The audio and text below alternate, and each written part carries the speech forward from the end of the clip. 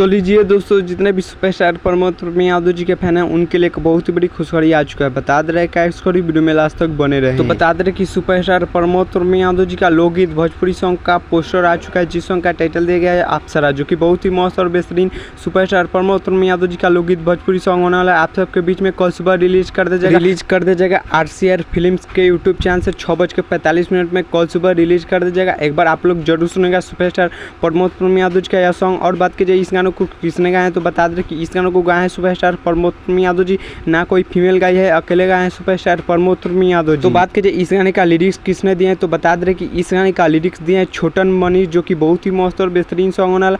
और बात की जाए म्यूजिक का, तो म्यूजिक दिए हैं छोटू बंटी, जो कि आप लोग समझ सकते हैं कितना मस्त और बेहतरीन सॉन्ग होने वाला। तो चलिए बात करते हैं इस गाने में एक्टर और एक्ट्रेस के। तो एक्टर होने वाले हैं सुपरस्टार प्रमोद यादव जी, और एक्ट्रेस होने वाले हैं शारू यादव, जो कि बहुत ही मस्त एक्ट्रेस होने वाले सुपरस्टार प्रमोद यादव जी के साथ। और बहुत ही मस्त और ब्लास्ट लोकगीत भोजपुरी से सॉन्ग होने वाला है सुपरस्टार प्रमोद यादव जी का।